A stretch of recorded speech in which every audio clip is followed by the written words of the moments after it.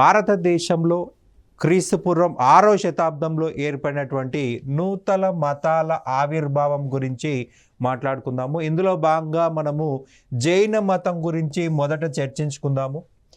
మనకి క్రీస్తుపూర్వం 6వ శతాబ్ద కాలంలో తొలిసారిగా 62 హేతువాద మత ఉద్యమాలు వచ్చాయి.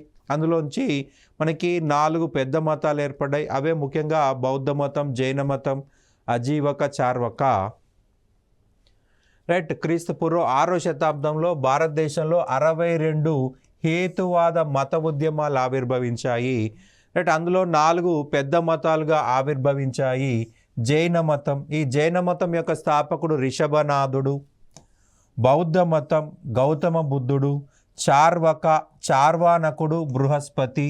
అజీవక మక్కాలి గోసాలి పుత్త. రైట్. ఈ 4 మనం గుర్తుపెట్టుకోవాల్సి ఉంటుంది. రైట్. మనకి క్రీస్తుపూర్వం 6వ శతాబ్దంలో మనకి మత ఉద్యమాలు ప్రారంభం కావడం గల కారణాలు విపరీతంగా యజ్ఞయాగాలను బ్రాహ్మణులు ప్రోత్సహించడం జరిగింది. రైట్. యజ్ఞయాగాలు విపరీతంగా చేయడం వలన పశు సంపద తగ్గిపోవడం జరిగింది. యజ్ఞయాగాల్లో విపరీతంగా జంతు బలి, పశువులను బలివ్వడం జరిగింది. అశ్వమేధ యాగం కావచ్చు, రాజసూయ యాగం కావచ్చు, వాజపేయి యాగం కావచ్చు, ఇలా ప్రతి యజ్ఞయాగాల్లో అనేక జంతువులను బలిస్తూ ఉన్నారు.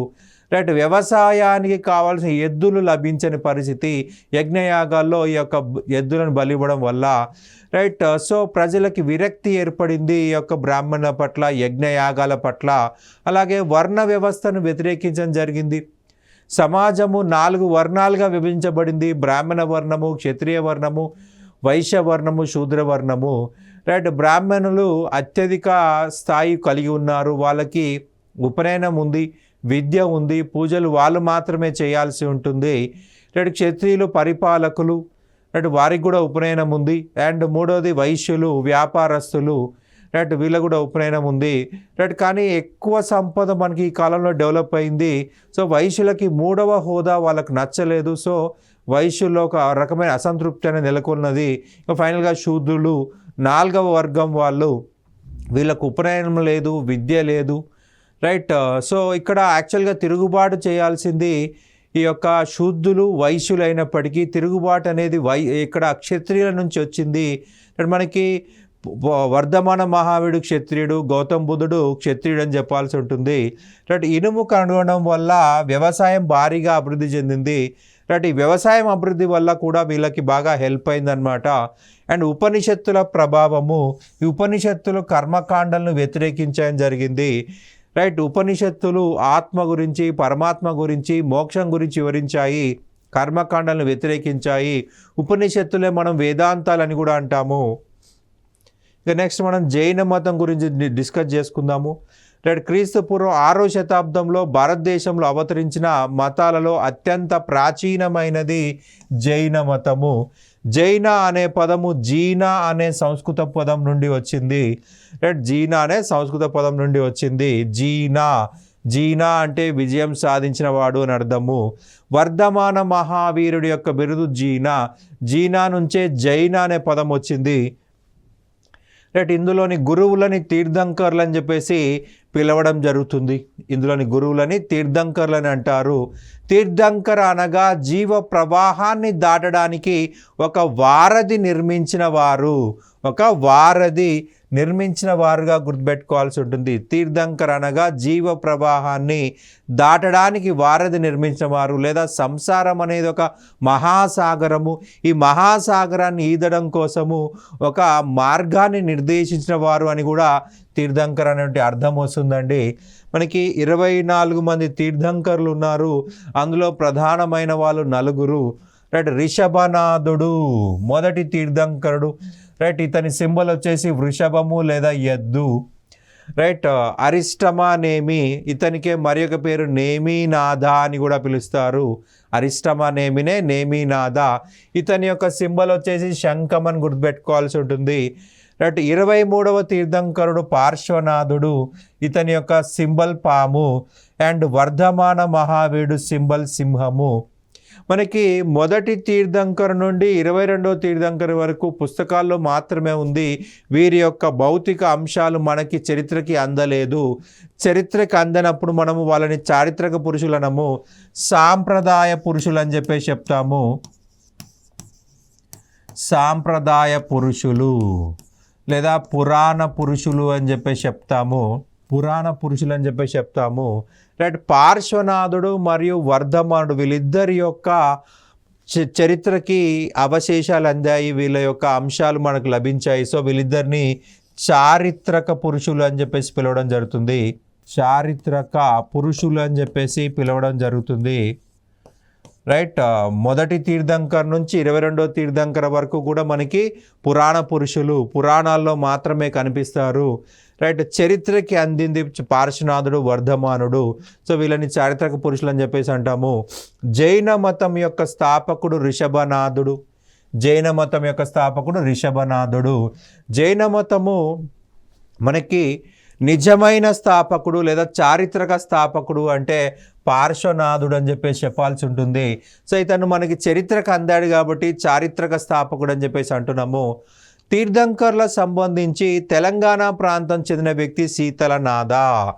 రైట్. ఇతను మన భద్రాచలం ప్రాంతానికి చెందినవాడుగా రైట్ జైన మతం అంగీకరిస్తూ ఉంది. తీర్థంకర్లకు సంబంధించి తెలంగాణ ప్రాంతానికి చెందిన వ్యక్తి శీతలనాథుడు భద్రాచలం ప్రాంతానికి చెందినవాడుగా మనకి చరిత్రకారులు అంగీకరించడం జరిగింది. రైట్. తీర్థంకరుల్లో మహిళా తీర్థంకరుడు మల్లీనాథ. ఈ మల్లీనాథ మిథిలా రాజకుమార్తె. రైట్. మనకి ఋగ్వేదంలో కూడా తీర్థంకర్ల సమాచారం మెన్షన్ చేయబడింది. రైట్. మొదటి తీర్థంకరుడు రిషభనాథ గురించి, 22వ తీర్థంకరుడు అరిష్టమా నేమి లేదా నేమినాథ గురించి మనకి మెన్షన్ చేయబడి ఉంది. రిషభనాథుడు లేదా రిషభనాథుడు మరియు అరిష్టమా నేమినాథ. అయితే రిషభనాథుడిని మనకి ఇంకో రకంగా కూడా పిలుస్తారు, ఆదినాథ. రైట్. ఆది అంటే మొదట. రైట్. మొదటి వ్యక్తి కాబట్టి ఆదినాథ అంటారు. ఆదినాథ అన్న రిషభనాథ అన్న ఒకడు. రైట్. వేరు కాదని గుర్తుపెట్టుకోవాలి. ఇక మనకి చరిత్రకు అందిన మొదటి వ్యక్తి పార్శ్వనాథుడు కాబట్టి పార్శ్వనాథుడి గురించి నేర్చుకుందాము. పార్శ్వనాథుడు 23వ తీర్థంకరుడు. ఇతని యొక్క సింబల్ ఏం చెప్పుకున్నామండి? పాము అని చెప్పేసి చెప్పుకున్నాము. ఇతని యొక్క తల్లి పేరు వచ్చేసి రాణి వామాదేవి, తండ్రి వచ్చేసి అశ్వసేనుడు. ఈ అశ్వసేనుడు అనేవాడు కాశీ రాజ్యం యొక్క రాజు. అంటే పార్శ్వనాథుడు కూడా క్షత్రియుడే. రైట్. ఇతను యుక్త వయసు రాగానే ఇతనికి పెళ్లి చేయడం జరిగిందండి. కానీ అతని భార్య గయ్యాలి. ఆ గయ్యాలి భార్య పెట్టే బాధలు భరించలేక సన్యాసం తీసుకున్నాడు. సన్యాసం తీసుకొని నిగ్రంథ అనే మతాన్ని ప్రారంభించడం జరిగింది. నిగ్రంథ అంటే సంసార జీవితం పట్ల ఇష్టం లేనివాడు అని అర్థము. నిగ్రంథ అంటే ఏంటండి? సంసార జీవితం పట్ల ఇష్టం లేనివాడు. తన భార్య పెట్టే బాధలు భరించలేకనే సన్యాసం తీసుకున్నాడు. అదే పేరుతో మతాన్ని స్టార్ట్ చేశాడు. రైట్. జైన మతస్థుల విశ్రాంతి మందిరాలను బసది అని చెప్పి చెప్తామండి. బసది. ఈ బసదిలో ఉండాలంటే కొన్ని కార్యక్రమాలు చేయాల్సి ఉంటుంది. అందులో ముఖ్యమైనది సల్లేఖనము అంటే చనిపోయేంత వరకు కఠిన ఉపవాసం చేయడమే సల్లేఖనము. మరి ఈ సల్లేఖనము అందరూ చేయాలా అంటే కాదండి. ఈ సల్లేఖనము ఎవరికి పడితే వాళ్ళకు చేయించరు. ఎవరైతే జైన మతంలో జాయిన్ అవుతారో వాళ్ళకి సాధువుగా మొదట పర్మిషన్ ఉంటుంది. సాధువు విద్యార్థి దశ, విద్య పూర్తి చేసుకోవాలి. విద్య పూర్తి చేసుకున్న తర్వాత అతను రైట్ కావాలి అనుకుంటే సన్యాసిగా ఉండొచ్చు, లేదంటే బయటికి వెళ్ళిపోయి పెళ్ళి కూడా చేసుకోవచ్చు. రైట్. బయటికి వెళ్ళిపోయి పెళ్ళి చేసుకొని జైన మతాన్ని అవలంబించారు. ఎందుకంటే అందరూ సన్యాసం తీసుకుంటే ఆ తరంతోటే మనకి జైన మతం ఎండ్ అవుతుంది. భవిష్యత్ తరాలకు జైన మతం అందాలంటే కొంతమందిని పెళ్లి చేసుకోమని చెప్పాలి. సో అలా ఇక్కడ సాధు జీవితం వదిలేసిన తర్వాత కొంతమందికి బయటికి వెళ్ళి పెళ్లి చేసుకునే అవకాశం కల్పించారు. కొంతమంది సన్యాసిగా ఉన్నారు. అలా సన్యాసి అయిన వ్యక్తిని గురువు అని చెప్పేసి చెప్పడం జరుగుతుంది. గురువు రైట్. అలాగే కొద్ది రోజులు బోధన చేయడం వల్ల అతనికి ఆచార్య హోదా లభిస్తుంది. ఆచార్య హోదా లభిస్తుంది. అలాగే కొద్ది రోజులు బోధన చేయడం వల్ల అతనికి అర్హత లభిస్తుందండి. అర్హత అంటే ఎలిజిబిలిటీ, సల్లేఖనం చేయడానికి ఎలిజిబిలిటీ. ఇక్కడ నుంచి అతనికి స్టెప్ బై స్టెప్ ట్రైనింగ్ ఇవ్వబడుతుంది. అలా ట్రైనింగ్ ఇవ్వబడ్డప్పుడు అతనికి సల్లేఖనం చేసేటువంటి అవకాశం ఏర్పడుతుందన్నమాట. రైట్. ఎవరైనా కానీ సన్యాసము రైట్ అర్హత రాగానే సల్లేఖనం చెయ్యరు. ఎవరైనా కానీ సల్లేఖనం అనేది అర్హత రాగానే చెయ్యరు. ఒక 80 సంవత్సరాలు 100 సంవత్సరాలు ఏర్పడ్డ తర్వాత రైట్ వాళ్ళు భవిష్యత్తులో ఇక ఎటువంటి జీవితం పైన ఇష్టం లేకుండా ఉన్నప్పుడు, లేదా వివిధ రోగాలు వచ్చేసి ఆ రోగాలకు వల్ల అతనికి చాలా ఇబ్బంది ఫేస్ చేసినప్పుడే సల్లేఖనం చేసి చనిపోతారు. రైట్. మనకి ఈ స్థాయి కూడా దాటుకొని వస్తే మనం తీర్థంకర అని చెప్పేసి అంటాము. ఈ స్థాయి కూడా దాటుకొని వస్తే తీర్థంకర అంటాము. సాధువు నుంచి గురువు కావాలి, గురువు నుంచి ఆచార్య కావాలి, ఆచార్య నుంచి అర్హత కావాలి, అర్హత నుంచి తీర్థంకర కావాలి. మనకి అర్హత స్థాయి వరకు వచ్చిన వాళ్ళకే సల్లేఖనం చేసే అవకాశం లభిస్తుంది. రైట్. ఎందుకంటే వాళ్ళకు ట్రైనింగ్ కావాలి. సల్లేఖనం అంటే ఏం చెప్పుకున్నామండి? చనిపోయేంత వరకు కఠిన ఉపవాసం చేయడము. రైట్. ఇక్కడ సాధువుగా ఉన్నప్పుడు రోజుకు 2 సార్లే భోజనం ఉంటుంది, ఒకసారి ఉపవాసం ఉంటుంది. అండ్ గురువుగా ఉన్నప్పుడు రైట్ కొద్దిగా అలా ట్రైనింగ్ పెంచుతూ పోతూ ఉంటారు. ఫైనల్గా కంప్లీట్ సన్యాసము తర్వాత మనకి సల్లేఖనం చేసి వరకు ట్రైనింగ్ అనేది వాళ్ళకి హెల్ప్ అవుతుంది. ఒకసారి సల్లేఖనం చేసిన తర్వాత మళ్ళీ వాళ్ళు వెనక్కి రాకూడదు, అలా చనిపోవాల్సింది, మధ్యలో ఆపకూడదు అనమాట. అదే ఒక మతపరమైన మరణంగా చెప్పాల్సి ఉంటుంది. సల్లేఖనం అంటే మరణం వరకు కఠిన ఉపవాసం చేయటము, కఠిన ఉపవాసం చేయడము. మనకి 100 సంవత్సరాల వయసులో రైట్ మనకి పార్శ్వనాథుడు కొన్ని జైన సిద్ధాంతాలు చెప్పాడండి. రైట్. మొత్తము జైన మతంలో 5 సిద్ధాంతాలు ఉన్నాయి. సత్య, ఎప్పుడు నిజమే మాట్లాడాలి. అహింస, హింస చేయరాదు. అస్తేయ, దొంగతనం చేయరాదు. అపరిగ్రహ, ఆస్తులు కూడా పెట్టరాదు. బ్రహ్మచర్యం పాటించాలి. ఈ 5 సిద్ధాంతాల్లో ఈ 4 సూత్రాలు సత్య, అహింస, అస్తేయ, అపరిగ్రహ, ఈ 4 సూత్రాలను చెప్పింది పార్శ్వనాథుడు. ఇక 5వ సూత్రమైన బ్రహ్మచర్యాన్ని ప్రవేశపెట్టింది వర్ధమానుడిగా గుర్తుపెట్టాల్సి ఉంటుంది. రైట్. ఇది మనకు పంచసూత్రాలుగా చెప్తాము. జైన మతస్థులు ఖచ్చితంగా ఈ పంచసూత్రాలు అవలంబించాల్సి ఉంటుంది. మొదటి 4 సూత్రాలని ప్రవేశపెట్టింది పార్శ్వనాథుడు, 5వ సిద్ధాంతం ప్రవేశపెట్టింది వర్ధమానుడు. రైట్. ఇతను బెంగాల్లో సమెట్ట అనే పర్వత ప్రాంతాల్లో సల్లేఖనం చేసి మరణించాడు. 100 సంవత్సరాల వయసులో సల్లేఖనం చేశాడు. 100 సంవత్సరాల వయసులో సల్లేఖనం చేయడం జరిగింది. సల్లేఖనం చేసి మరణించాడు. అయితే ఇతని మరణాన్ని మనం నిర్యాణం అనాల్సి ఉంటుంది. ఇతని మరణాన్ని నిర్యాణం అని చెప్పాల్సి ఉంటుంది. రైట్. నిర్యాణము, సల్లేఖనం చేసి నిర్యాణం చెందాడు. గొప్ప వ్యక్తి కాబట్టి గొప్ప పదాలు వాడాల్సి ఉంటుంది. ఇక నెక్స్ట్ చూసినట్లయితే వర్ధమానుడు. రైట్. వర్ధమానుడు క్రీస్తుపూర్వం 540లో జన్మించడం జరిగింది. 468లో సల్లేఖనం చేసి చనిపోయాడు. మనకి వర్ధమానుడి యొక్క తల్లి త్రిశాల, ఈమె లిచ్చవి రాకుమార్తె, తండ్రి సిద్ధార్థుడు. రైట్. ఈ సిద్ధార్థుడు వచ్చేసి వజ్జీరాజ్యరాజు. సిద్ధార్థుడికి 2 పిల్లలండి, వర్ధమానుడు, నందివర్ధనుడు. రైట్. మనకి వర్ధమానుడు జన్మించిన ప్రాంతం చూసినట్లయితే కుందా. ఈ కుందా గ్రామం అనేది వైశాలి దగ్గరలో ఉంటుందండి. వర్ధమానుడి భార్య యశోద, వర్ధమానుడి కూతురు ప్రియదర్శిని. రైట్. ప్రియదర్శిని యొక్క భర్త మరియు ప్రథమ శిష్యుడు జామాలి. రైట్. ప్రియదర్శిని యొక్క భర్త, అతనే వర్ధమానుడు మొదటి స్టూడెంట్, జామాలిగా గుర్తుంచుకోవాలి. రైట్. ఇతను జ్ఞాత్రిక అనేటువంటి క్షత్రియ తెగకు చెందినవాడు. రైట్. వర్ధమానుడికి 30 సంవత్సరాలు వచ్చిన సందర్భంలో తల్లిదండ్రులు చనిపోయారు. రైట్. ఆ తల్లిదండ్రుల మరణాన్ని తట్టుకోలేకపోయాడు. ఒకటే ఆలోచన, తల్లిదండ్రులు చనిపోయారు, ఒకటే ఆలోచన నుంచి బయటికి రాలేకపోయాడు. రైట్. ఇక్కడ మనకి ఒకేసారి ఎలా చనిపోయారు అంటే సింపుల్ అండి. మనకు రైట్ ఆ టైంలో సతీ సహగమనం ఉంది. సిద్ధార్థుడు మరణించగానే అతని భార్య త్రిశాలాదేవి ఈమె సతీ చేసి చనిపోయింది. సతీ సహగమనం వల్ల ఒకేసారి ఇద్దరు చనిపోయారు. రైట్. ఆ సతీ సహగమనం ఇద్దరు ఒకేసారి చనిపోయారు. సో ఒకేసారి తండ్రి తల్లి ఇద్దరు లేని కారణంగా అతను తట్టుకోలేకపోయాడు. రైట్. తల్లిదండ్రులు చనిపోయారు, ఇద్దరనే ఇదే బాధతోటి అతను రైట్ సన్యాసం స్వీకరించాడు. 30 సంవత్సరాల వయసులో తల్లిదండ్రుల మరణాన్ని అతను జీర్ణించుకోలేక సన్యాసం తీసుకున్నాడు.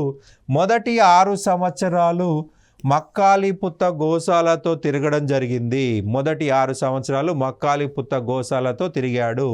ఇతడు రిజిపాలిగా మనకి మొదటి 6 సంవత్సరాలు తిరిగాడు, కానీ అతనికి ఎటువంటి ఆసక్తులు లేవు. రైట్. ఇక్కడ ఇంతకీ మక్కాలిపుత్త గోశాల ఎవరయ్యా అంటే అజీవక మతస్థాపకుడు. ఈ అజీవక మతస్థాపకుడు అంటే మక్కాలిపుత్త గోశాలతో 6 సంవత్సరాలు తిరిగాడు, కానీ సాటిస్ఫాక్షన్ లేదు. రైట్. ఇతను అజీవక మతాన్ని వదిలేసి నిగ్రంథ మతంలో చేయడం జరిగింది. రైట్.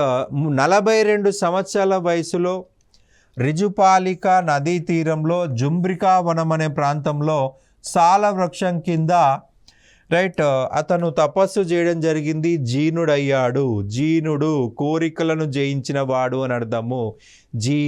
జయించినవాడు, కోరికలని జయించినవాడు అని అర్థము. రైట్. వర్ధమాన మహావీరుడి బిరుదులు: మహావీర, న్యాయపుత్త, కేవలి, దేహదిన్న. జైన మతంలో అత్యున్నత జ్ఞానాన్ని కేవలి అంటారు. ఇతను 72వ సంవత్సరాల ఏట రైట్ క్రీస్తు పూర్వం 648లో మల్లా రాజధాని పావాపురి అనే ప్రాంతంలో హస్తిపాలుడి యొక్క అంతఃపురంలో సల్లేఖనము చేయడం జరిగింది. సల్లేఖనం చేసి నిర్యాణము చెందాడు లేదా కైవల్యం చెందాడని చెప్పాల్సి ఉంటుంది. రైట్. ఎవరింట్లో చనిపోయాడు? హస్తిపాలుడి ఇంట్లో చనిపోయాడు. సల్లేఖన వ్రతము ఆచరించి మరణించడం జరిగింది 468 BC. అప్పుడు అతని వయసు 72 సంవత్సరాలు. 72 సంవత్సరాల వయసులో సల్లేఖనం చేయడం జరిగింది వర్ధమాన మహావీరుడు. రైట్. ఇక నెక్స్ట్ చూసినట్లయితే మనకి రీసెంట్గా మనకి TSPSC అడిగినటువంటి క్వశ్చన్ మనకు రైట్ ఏ రాజ్య ప్రజలు వర్ధమాన మహావీరుడి మరణానికి గౌరవార్థంగా అతని గౌరవ సూచకంగా దీపావళి పండుగ చేసుకున్నారు అని చెప్పేసి అడగడం జరిగింది. మల్లా మరియు వజ్జి. ఇది TSPSC అడిగిన క్వశ్చన్ అండి. ఇది మల్లా మరియు వజ్జి రాజ్య ప్రజలు వర్ధమానుడు సల్లేఖనం చేసి మరణించడానికి గౌరవ సూచకంగా దీపాలు వెలిగించారు. ఇదే ప్రస్తుత దీపావళి పండుగకు మూలం అని చెప్పేసి మనకి ఎగ్జామ్లో అడగడం జరిగింది. రైట్. ఏ రాజ్యం అంటే మల్లా రాజ్యము, వజ్జీ రాజ్యము. ఈ 2 రాజ్య ప్రజలు రైట్ వర్ధమానుడు సల్లేఖనం చేసి మరణించడానికి గౌరవార్థంగా అతన్ని గౌరవ సూచకంగా దీపాలు వెలిగించారు.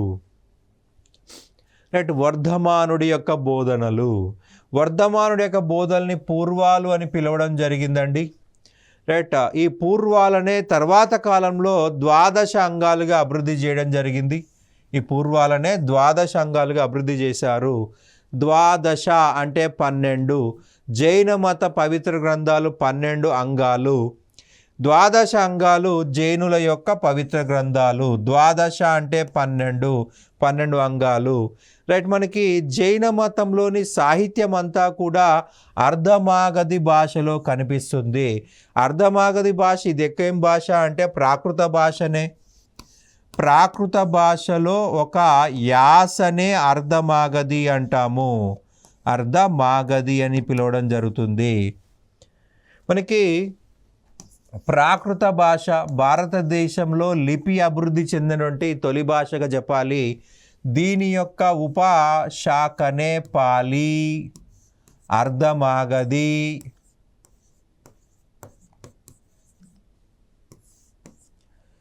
శౌరసేని, పైశాచి.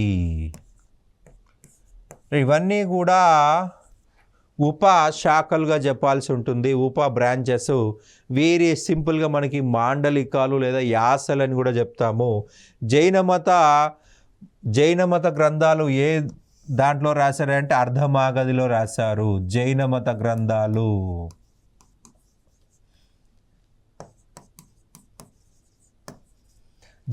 గ్రంథాలు అర్ధమాగధిలో రాయబడ్డాయి. రైట్. ఇక త్రిరత్నాలు, జైన మతంలో ముఖ్యమైన త్రిరత్నాలు. ముక్తి లేదా మోక్షం కావాలంటే త్రిరత్నాలను అనుసరించాలని జైన మతం తెలియజేస్తుంది. రైట్. అవి సమ్యక్ జ్ఞానము, సమ్యక్ దర్శనము, సమ్యక్ చరిత్ర. సమ్యక్ జ్ఞానము, సమ్యక్ దర్శనము, సమ్యక్ చరిత్ర, ఈ మూడింటిని కలిపి జైన మతంలోని త్రిరత్నాలు అని చెప్పేసి అంటాము. రైట్. గణాధారులు, వర్ధమానుడికి 11 మంది శిష్యులు ఉన్నారు. వీరిలో వర్ధమానుడి మరణం తర్వాత జైన మతానికి నాయకత్వం వహించింది ఆర్య సుదర్శనుడు. ఈ ఆర్య సుదర్శనుడు అనేవాడు వర్ధమానుడి తర్వాత నాయకుడు. గచ్చలు అనగా జైన మతంలోని మఠాలు. రైట్. ఈ మతాల అధిపతిని ఘనాధార అని చెప్పేసి చెప్తాము. గచ్చల అధిపతిని ఘనాధారుడు. రైట్. వర్ధమాన మహావీర అనంతరము సుదర్శన్ అనేటువంటి వ్యక్తి తొలి ఘనాధారుడయ్యాడు. అతని యొక్క మొదటి స్టూడెంటు, ముఖ్యమైన స్టూడెంటు ఆర్య సుదర్శనుడే ఘనాధారుడుగా మారడం జరిగింది. రైట్. క్రీస్తు పూర్వం 4వ శతాబ్దంలో ఉత్తర భారతదేశంలో కరువు రావడం చేత భద్రబాహు అనేటువంటి జైన సన్యాసి తన శిష్యులతో పాటు దక్షిణ భారతదేశానికి వలస వెళ్ళడం జరిగింది. అయితే వాళ్ళు దక్షిణ భారతదేశంలో శ్రావణ బెలగొలకు వలస వెళ్ళారండి. శ్రావణ బెలగొల, ఈ శ్రావణ బెలగొలకు వలస వెళ్ళారు. ఇది ఎక్కడుందయ్యా అంటే హసన్ జిల్లా, కర్ణాటక రాష్ట్రము. హసన్ జిల్లా, కర్ణాటక రాష్ట్రము. రైట్. స్థూలభద్ర అనే జైన సన్యాసి తన శిష్యులతో కలిసి ఉత్తర భారతదేశంలోనే ఉండిపోయారు. మగధలోనే ఉండిపోయాడు ఇతను.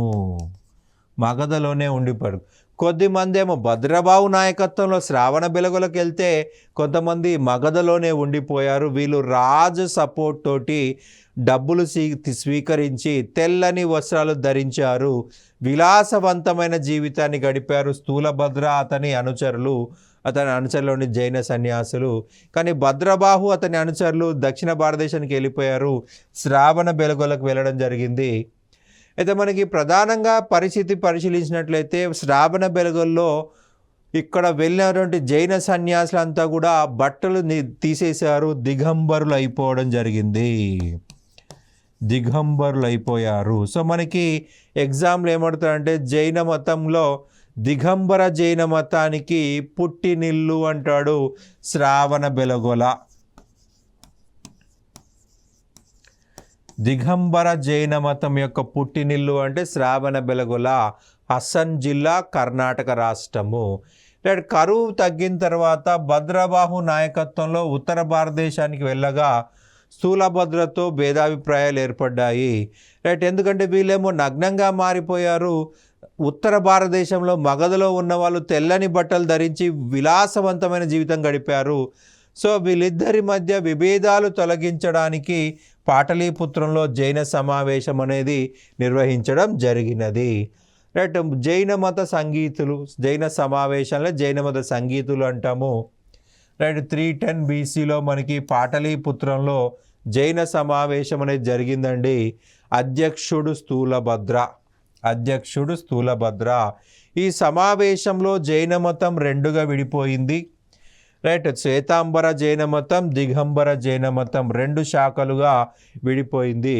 మనకి భద్రబాహు నాయకత్వంలోని జైనులేమో దిగంబర్లు, స్థూలభద్ర నాయకత్వంలోని వాళ్ళే శ్వేతాంబరులు 2గా వించబడ్డారనమాట. స్థూలభద్ర అతని స్టూడెంట్స్ని శ్వేతాంబరులు అని చెప్పేసి చెప్తాము. భద్రబాహు శిష్యులని దిగంబర్లు అని చెప్పేసి చెప్తాము. భద్రబాహు అతని అనుచరులు నగ్నంగా ఉన్నారు కాబట్టి దిగంబర్లు అని చెప్పేసి అన్నాము. రైట్. ఇక్కడ దిగంబర జైన మతానికి పుట్టినిల్లు మన ప్రీవియస్ క్వశ్చన్ అండి. We have to remember. Right. Shravana Belagola అని చెప్పాల్సి ఉంటుంది. భద్రబాహు బోధన వల్లనే చంద్రగుప్త మౌర్యుడు జైన మతంలోకి మారాడు. భద్రబాహు రచించినటువంటి గ్రంథము కల్పసూత్రాలు. రైట్. శ్వేతాంబర మరియు దిగంబర అనే మతశాఖల విభజన గురించి తెలియజేసే గ్రంథం అంటే పరిశిష్టి పర్వన్.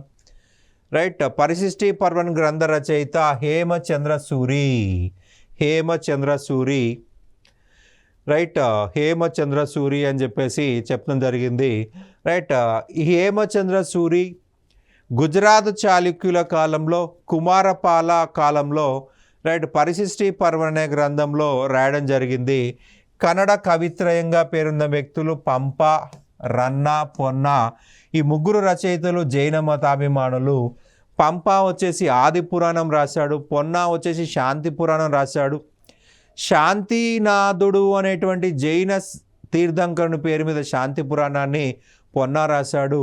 పంప వచ్చేసి ఆది పురాణం, ఆదినాథుడు లేదా రిషభనాథుడి పేరు మీద రాయబడ్డ గ్రంథం అది. రైట్. పంప ఆది పురాణం, ఇది రిషభనాథుడు లేదా ఆదినాథుడి పేరు మీద రాయబడింది.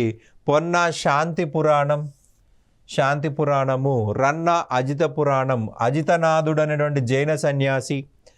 రైట్. శ్వేతాంబర్ నుంచి సపరేట్ అయిన మరి యొక్క శాఖ తేరపంథీలు.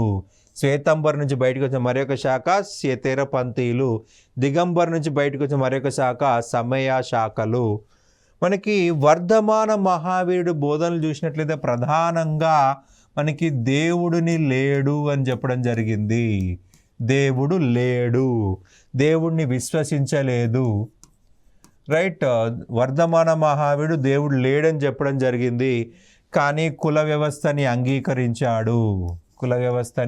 అంగీకరించడం జరిగింది.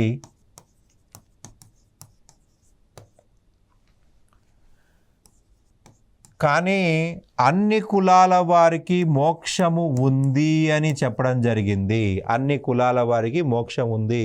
మహిళలు ప్రయత్నించినా, శూద్రులు ప్రయత్నించినా మోక్షము లభిస్తుంది. మోక్షం అనేది ఓన్లీ బ్రాహ్మణ, క్షత్రియ, వైశ్యులకే కాదు, అందరికీ ఉంది అంటాడు వర్ధమాన మహావీరుడు. రైట్. వర్ధమాన మహావీరు అనంతరం అతని స్టూడెంట్స్ రైట్ దేవుణ్ణి అంగీకరించారు, కానీ తీర్థంకర్ల కంటే కింది స్థాయిలో పెట్టడం జరిగింది. తీర్థంకర్ల కంటే కింది స్థాయిలో ఉంచారు. జైనులు తీర్థంకర్లని పై స్థాయిలో, వాళ్ళ కింది స్థాయిలో దేవతల్ని పెట్టారు. కానీ వర్ధమాన మహావీరుడు దేవుడు లేడని కుండబోధలు చెప్పడం జరిగింది. ఇక రెండవ జైన సంగీతి చూసినట్లయితే దేవవ్రత శ్రమణ అధ్యక్షతన జరిగిందండి. 512 ADలో వల్లభిలో జరిగింది. 512 AD. రైట్. క్రీస్తు శకం 512 రైట్ లేదా 512 ADలో వల్లభిలో జరిగింది. అధ్యక్షుడు దేవవ్రత శ్రమణ. రైట్. మనకి జైన మతం బాగా పాపులర్ అయిన ప్రాంతం చూసినట్లయితే మౌంట్ అబూ రాజస్థాన్, శ్రావణ బెలగొల కర్ణాటక, కొలనుపాక తెలంగాణ, ఉదయగిరి ఒరిస్సా. మనకి మౌంట్ అబూ ప్రాంతం చూసినట్లయితే ఈ ప్రాంతంలో దిల్వారా జైన దేవాలయాలను గుజరాత్ చాళుక్య మంత్రులైనటువంటి వస్తుపాల మరియు తేజపాల అనేవారు నిర్మించారు. మౌంట్ అబూ ప్రాంతంలో దిల్వారా జైన దేవాలయాల్లో రైట్ మనకి ప్రపంచ ప్రసిద్ధి చెందిన జైన దేవాలయాలు ఇవి. వస్తుపాల, తేజపాల అనే వాళ్ళు అభివృద్ధి చేశారు. రైట్. బాహుబలి విగ్రహం మనకి ప్రధానంగా చూసినట్లయితే కర్ణాటకలోని హసన్ అనే జిల్లాలో శ్రావణ బెలగొల అనే ప్రాంతంలో 57 అడుగుల ఏకశిలా విగ్రహం అండి. 57 అడుగుల ఏకశిలా విగ్రహము మనకి ప్రపంచంలో ఇప్పటి వరకు ఉన్న ఏకశిలా విగ్రహాల్లో అత్యంత పెద్దది బాహుబలి విగ్రహము. ఇది 57 అడుగులు ఉంది. మనకి ప్రజెంట్ మనకి ప్రపంచంలో చాలా పెద్ద పెద్దవి వచ్చాయి, కానీ ఏకశిల కాదు, ఒక రాయితో చేయబడ్డవి కావు. ఒక రాయితో చేయబడ్డ దాంట్లో అతిపెద్దది ఈ యొక్క బాహుబలి విగ్రహము. దీన్నే మనము గోమటేశ్వర విగ్రహం అని కూడా అంటాము.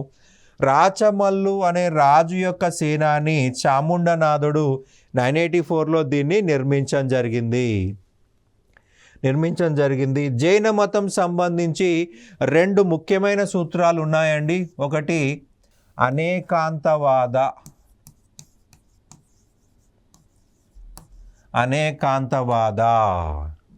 రైట్. ఒక విషయాన్ని అనేక డైరెక్షన్లో మనము అనలైజ్ చేయాల్సి ఉంటుంది. షాయదవాద